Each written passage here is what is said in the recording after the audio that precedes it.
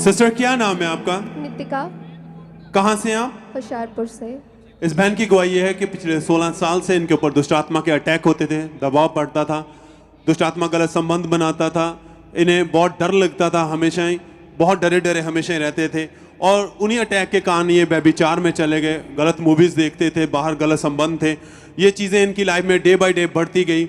और सिस्टर आप खुद बताएं कि ये अटैक जब बढ़े तो आपने फिर नशा करना शुरू कर दिया, और कौन कौन सा नशा करते थे आप? मैं सिगरेट पीती थी, शराब पीती थी, जो भी मेरे फ्रेंड्स लोग मेरे नशा करते थे उनके साथ मैं नशा करती थी। और मैं विचार में पड़ गई, और उसके बाद मैं गलत मूवीज़ देखती थी, मेरे बाहर रिलेशनशिप्स होते थे। और ऐसे ही मैं जब नशे में पड़ गई, मैं बीमारियों में पड़ गई, अस्थमा के अटैक्स होते थे। बचपन से ही मुझे बीमार रहती थी, बीमारी में मेरे रहना, कभी ना कोई ना कोई बीमार रहती थी। दुष्ट आत्मा के इतने अटैक होते थे, मुझे ऐसे सपनों में लगता था कि कोई मेरे साथ गलत रिलेशनशिप बना रहा है। अंधेरा, डार्कनेस ही मुझे रात को दिखाई देती थी। मुझे ऐसा लगता था कि नहीं, कोई मेरे साथ चल रहा है। मुझे ऐसा लगता था कि सिर्फ मैं नहीं चल रही हूँ, कोई झुंड मेरे साथ चल रहा है। मतलब मुझे ऐसा। और ये डे बाय डे आपकी लाइफ में बढ़ता जा रहा था। जी हाँ जी। एक दिन में कितना नशा कर लेते थे आप? मैं सिगरेट, मेरी जैसे ही मैं दिन की शुरुआत उठती थी तो मैं सिगरेट और ड्रिंक, ये सब मेरी लाइफ का एक हिस्सा होता था। मैं उठती थी तो ये मतलब मुझे चाहिए होता था, इसके बिना मैं अपनी लाइफ सरवाइव नहीं कर पाती थी। मतलब मुझे ऐसे होता था कि नहीं, ये मेरी लाइफ का एक जिसके बिना कोई, सांस लेने के बिना कोई जी नहीं सकता। मुझे ऐसा था कि मैं इसके बिना मैं जी नहीं पाऊंगी। और इन्हीं अटैक के कारण आप बीमार रहना शुरू हुए, अस्थमा का रोग हो गया जी। और फिर इसी अटैक के कारण आपकी जॉब के ऊपर प्रभाव पड़ा। क्या जॉब करते थे और क्या असर पड़ा आपकी जॉब के ऊपर? मैं दिल्ली एयरपोर्ट में जॉब करती थी, क्योंकि मैं अपनी लाइफ में कुछ करना चाहती थी, क्योंकि बचपन से ही मेरी लाइफ नॉर्मल नहीं थी। और मैंने रिजेक्शन को फेस किया था, जिस कारण मैं मतलब कुछ करना चाहती थी, मेरे अंदर था कि नहीं मैं कुछ करके दिखाऊंगी। इस कारण मैंने चंडीगढ़ में अपना डिप्लोमा किया। उसके बाद मैंने दिल्ली एयरपोर्ट में मेरी जॉब थी, मैं वहाँ पे जॉब करती थी एज अ ग्राउंड स्टाफ। तो अस्थमा के कारण, क्योंकि दिल्ली वहाँ पे मुझे इधर उधर जाना पड़ता था, तो मुझे ऑफिस में भी वहाँ पे मुझे अस्थमा के अटैक्स हो जाते थे। और मैं रेगुलर नहीं रह पाती थी, क्योंकि मैं बीमार रहती थी। और इस कारण मतलब मुझे बहुत ज़्यादा, मतलब मुझे वार्निंग भी मिलती थी कि आप क्यों नहीं आ पाते रेगुलर। बट उसके बाद जैसे ही मतलब मैं इस सब चीज़ों से निकलना चाहती थी, क्योंकि मेरी लाइफ एक डार्कनेस थी, क्योंकि मैं ऑलरेडी व्यभिचार में थी और मेरे बाद रिलेशनशिप्स थे। बट मुझे ऐसा होता था कि कोई मेरे साथ मतलब रहे, कोई मुझे समझे, बट किसी ने नहीं मुझे समझा, क्योंकि बचपन से नॉर्मल लाइफ नहीं थी। ठीक है, बचपन से ही नॉर्मल लाइफ नहीं थी ना। कोई मेरे खुद के जो रिलेटिव्स थे वो हमारे घर पे नहीं आते थे, कोई पूछता नहीं था हाल चाल। और मेरे डैड जो फॉरेन में रहते थे बचपन से, और गाइडेंस नहीं मिली थी कि लाइफ में क्या करना है, कैसे रहना है, और व्यभिचार क्या होता है, कोई गाइडेंस नहीं थी। जैसे क्योंकि मेरे मॉम डैड इतना उन्होंने, क्योंकि ऑलरेडी हम इन चीज़ों में थे, क्योंकि हमारी लाइफ में किसी ने ब्लैक मैजिक कर दिया था, और मेरी पूरी फैमिली इस चीज़ों में थी। और दुष्ट आत्मा के अटैक्स होते थे। हमारी फैमिली में ऐसा होता था कि कोई फलवंत, कोई फ्रूटफुल चीज़ नहीं होती थी। पूरी लाइफ मतलब आपकी बिल्कुल आपकी डिस्टर्ब हो चुकी थी। पूरी लाइफ डिस्टर्ब थी, बचपन से नॉर्मल लाइफ नहीं थी। सबसे मैं घर से बड़ी थी, और और मैं ही इन चीज़ों में थी। और मेरे 2 सिबलिंग्स हैं, मेरी बहन और मेरे भाई छोटे, और वो मुझे देख के ही ऐसा, मतलब क्योंकि मेरे घर में मेरे कारण परेशानियां ही होती थी, क्योंकि मैं ऐसी ही होती थी, वह विचार में होना।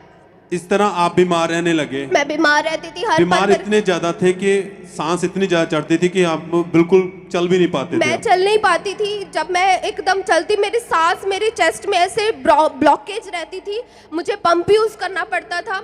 और मेरे मम्मा को मेरे साथ पूरी नाइट तक वो मेरे मसाज करते थे, वो मुझे स्टीम्स दिलाते थे। और वो मुझे स्टीम्स दिलाते थे क्योंकि मेरे फादर फॉरेन में थे, और उन्होंने मेरा टेक केयर किया। क्योंकि कोई रिलेटिव, जब हम प्रॉब्लम्स में थे तो कोई रिलेटिव, कोई भी हमारा हाल चाल पूछने नहीं आता था। और इस तरह बहुत ज्यादा बीमार रहे, कितने डॉक्टरों के पास गए आप? मैं मैक्सिमम बहुत डॉक्टर के पास गई, बट जो आज मुझे गिनती याद है 7-8 डॉक्टर्स के मैं पास गई हूँ। मेरे फैमिली मेंबर्स ने मुझे अन्य जगह में भी लेके गए, मतलब वो इन चीज़ों पे बिलीव नहीं करते थे, बट मैं उनको कहती थी कि मतलब मुझे बचा लो नहीं तो मैं मर जाऊंगी, मुझे बचा लो नहीं तो मैं मर जाऊंगी, मैं जी नहीं पाऊंगी। क्योंकि मुझे ऐसा लगता था कि सिर्फ मैं नहीं हूँ, मेरे साथ आसपास कितनी रूहें मेरे साथ हैं। ऐसे ही मैं दिल्ली में मैंने जॉब की, दिल्ली में, वहाँ पे मैंने बहुत कुछ फेस किया। चंडीगढ़ में मैंने बहुत कुछ फेस किया। वह विचार में ऑलरेडी थी, मैं अपनी लाइफ को ऐसे बना चुकी थी कि जैसे एक मैंने अपनी लाइफ में फिर मैंने ऐसा अपना लाइफस्टाइल किया, मैंने शॉर्ट्स डालने स्टार्ट किए, जैसा वर्ल्ड में होता है मैंने वैसा ही अपने आप को बना लिया कि इट्स ओके, लाइफ ऐसे ही है, लाइफस्टाइल यही है, कम कूल रहेंगे, हम ऐसे रहेंगे, हम उससे ऐसे, मतलब कि जैसे ऐसे मेरी लाइफ थी। और एकदम से आपकी सुध बुध बिल्कुल खत्म हो चुकी थी, क्योंकि मैं इस बचपन से ही मुझे दुष्ट आत्मा के अटैक होते थे, और क्योंकि मैं इन सब चीज़ों से मैं इन सब चीज़ों से बाहर आना चाहती थी, जिस कारण मैंने नशों का सहारा लिया। वह विचार में थी, कोई मैं समझ नहीं पाती थी कि मुझे रास्ता कहाँ है, वेयर इज द वे, कौन सा मार्ग है कि जिसमें मैं जाऊं, जिसमें मैं चल के मैं जी सकूं, मुझे ऐसे अंदर से मुझे पीस मिले, शांति मिले। मैं ब्रोकन हो चुकी थी, पूरी ब्रोकन हो चुकी थी कि कोई, मतलब जैसे फिर वर्ल्ड होता है, फिर मैंने वैसे ही अपना पहरावा बना लिया, अपने आप को वैसे ही मैंने अपनी लाइफ स्टाइल को ऐसे करती गई। और क्योंकि दिल्ली एयरपोर्ट में मैं जॉब करती थी, वहाँ पे मैं अपने आप को वैसे ही करती गई, और जैसे जैसे मेरा टाइम ऐसे जाता गया, मैं डिप्रेशन में चली गई, मुझे पैनिक अटैक्स होने लग गए। मतलब कि मेरा कोई हाल चाल भी वहाँ पे पूछता था तो मैं कहती थी कि मेरा हाल मत पूछो, क्योंकि जब वो मेरा हाल चाल पूछते थे ऑटोमेटिक मेरे आंखों से आंसू निकल जाते थे कि मैं इतनी बचपन से ब्रोक हूँ कि कोई आके ऐसे भी नहीं बोल पाता कि हाँ हम आपको समझते हैं, I can understand you. Nobody, कोई भी नहीं था, रिलेटिव्स तक वो ऐसे उन्होंने, क्योंकि मैं अन्य जगह पे भी गई थी दुष्ट आत्मा के कारण, मेरे घर वालों ने मुझे अन्य जगह पे भी लेके गए, बट वहां पे भी मुझे रिजेक्शन मिली, क्योंकि जब मेरे ऊपर ऐसे खेल आती थी तो वो बोलते थे कि नहीं ये जस्ट हवा है। उन्होंने भी मुझे रिजेक्ट किया, उन्होंने भी इस चीज को ये चीजें बढ़ रही थी और घंटों आप अकेले बैठे रहते थे, बालों को नोचना। यस, मैं बालों को नोचती थी। इतने ज्यादा डिप्रेस हो चुके थे, आपने सुसाइड करने की कोशिश की 4 बार। क्योंकि मैं इस चीजों से ब्रदर निकलना चाहती थी, मुझे ऐसा लगता था कि कोई मुझे इस चीज से निकाले। और उसके बाद मैंने डॉक्टर्स को भी दिखाया, मेरे घर वालों ने अन्य जगह पर भी मुझे कैसे आपने सुसाइड करने की कोशिश की? मैंने अपने आप को 2 बार अपने आप का मेरा गला दबाने की कोशिश की, और उसके बाद मैंने अपनी नस भी काटी, और उसके बाद क्योंकि मेरे पास ऑलरेडी इतनी दवाइयाँ होती थी, और जब मैंने क्योंकि मेरे पास ऑलरेडी क्योंकि अस्थमा और भी चीज़ें थी, तो उससे मैंने हैवी डोज मेडिसिन की ली, और मैंने अपने आप को ख़त्म करने की कोशिश की कि इससे अच्छा मरना ही सही है। क्योंकि उस समय कंडीशन ऐसी थी कि आप चाहते थे इस लाइफ को मैं ख़त्म ही कर दूं। यस, पूरी तरह लाइफ ख़त्म हो चुकी थी। फिर चर्च के बारे में आपको कैसे पता चला? मुझे यूट्यूब के द्वारा मुझे चर्च से पता लगा। मैंने अपोस्टल जी की प्रीचिंग को सुना, और यहाँ पे 1 आवर प्रेयर होती थी, वहाँ पे वो बता रहे थे, परमेश्वर के वचनों को बता रहे थे, और वहाँ पे मुझे वचन मिला। उसके बाद मुझे जब अपोस्टल जी के वचनों को अपोस्टल जी के से द्वारा मैंने रिसीव किया। उसके बाद और डे बाय डे आप चर्च के साथ जुड़ गए, लगातार चर्च आते रहे। लगातार 17 दिसंबर 2017 को ये बहन चर्च में थे, और उस दिन परमेश्वर के दास ने प्रार्थना की। आइए हम उस प्रार्थना को अपनी स्क्रीन पर सुनते हैं।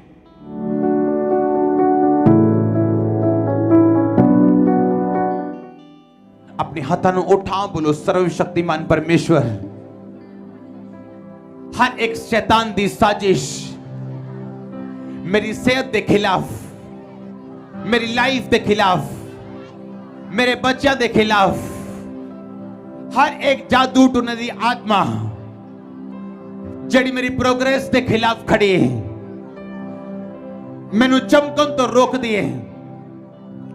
बोलो ਅੱਗ ਦੇ ਪਰਮੇਸ਼ਵਰ, तेरी आग इस जगह दे उत्ते मेरे उत्ते उतरे और वो आत्मा नाशोन।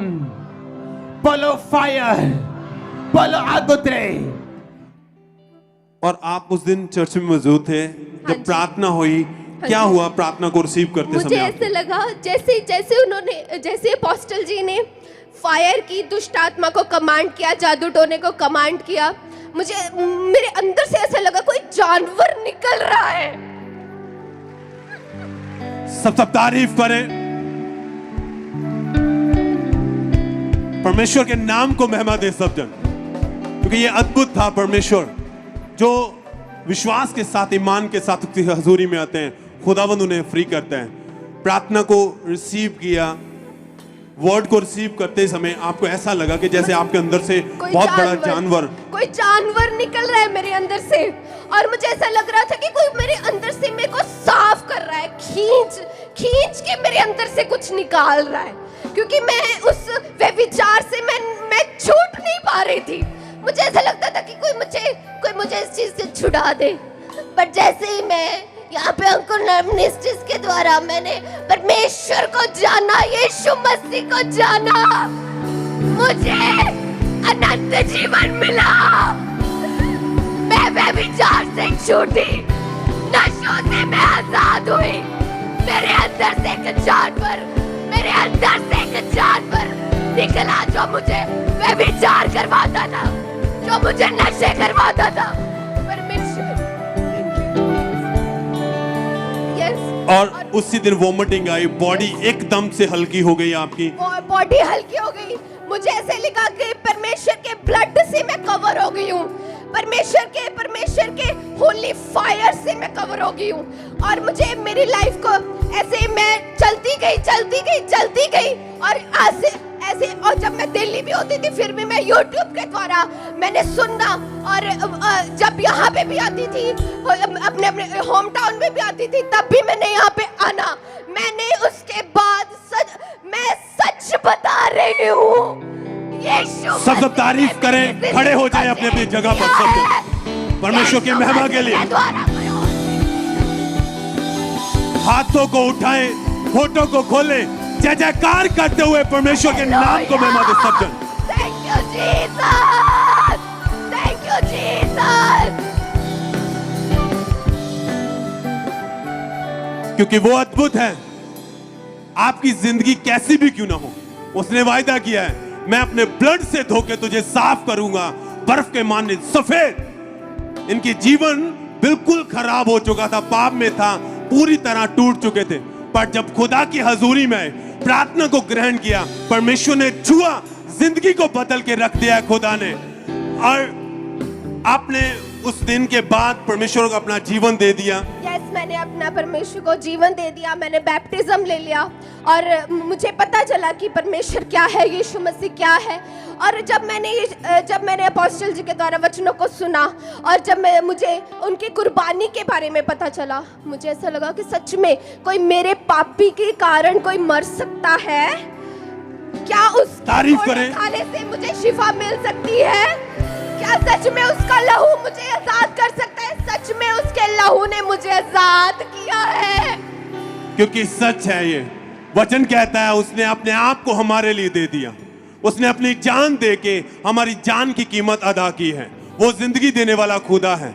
और आपने उस दिन से आपकी लाइफ बिल्कुल बदल चुकी है। मेरी लाइफ टोटली चेंज हो चुकी है। मुझे वो मार्ग मिल गया, क्योंकि वचन में लिखा है, सत्य मार्ग जीवन प्रभु यीशु मसीह है, इसके बिना हम पिता तक नहीं पहुंच सकते। कितने साल हो चुके, अब बिल्कुल फ्री हो चुके? 4 साल से मैं फ्री हूँ। मैं धन्यवाद करती हूँ प्रभु यीशु मसीह का, इस ग्रेस का, अपोस्टल अंकुर यूसुफ नरूला जी का, पास्टर सोनिया यूसुफ नरूला जी का, और इस ग्रेस का, अंकुर नरूला मिनिस्ट्रीज के डबल ग्रेस का मैं थैंक्स करती हूँ। तारीफ करें परमेश्वर के अद्भुत प्रेम के लिए। यह है उसका अद्भुत प्रेम। सबसे आला मोहब्बत परमेश्वर की है इंसान के साथ। जो हमारे गुनाह पापों के लिए अपने आप को कुर्बान किया और हमें जिंदगी अता की है जिस खुदा ने। सिस्टर, अब आप दूसरों को क्या कहना चाहेंगे, क्या मैसेज देना चाहते हैं दूसरों को? मैं बस यही मैसेज देना चाहती हूँ, there is the only one way. Jesus वही एक मार्ग है, सत्य है, जीवन है। और बिलीव करें कि यीशु के कोड़े खाने से हम चंगे हो चुके हैं, उसके लहू बहाने से हमारे पाप माफ हो चुके हैं। और अंकुर नरुला मिनिस्ट्री की ये जो रियल ग्रेस है, real man of God and woman of God है, इस ग्रेस पे बिलीव करें। मैंने अद्भुत छुटकारा पाया है, सच बता रही हूँ, अद्भुत छुटकारा। सब तारीफ करें जितने ऑनलाइन देख रहे हैं, ब्रांचेस में मौजूद हैं, इस लाइफ चेंजिंग गवाही के लिए, क्योंकि ये वो हजूरी है जहां से आपसे वापस नहीं जाएंगे। आज आपका दिन है, परमेश्वर आपकी जिंदगी में भी इसी रीति से छुएगा, आनंद के साथ बांटेगा, आपके परिवार घराने जीवन बदल के रख देगा। जीवन जिंदा जलाली खुदा प्रभु यीशु मसीह वो एक ही है, यीशु मसीह। सब थैंक्स करें, तारीफ करें, हाथों को उठा के, होठों को खोलते हुए, नाचते झूमते हुए परमेश्वर के नाम को महिमा दे सकते। यीशु ही प्रभु है, जिंदा खुदा है तू मेरा, क्योंकि जिंदा खुदा सब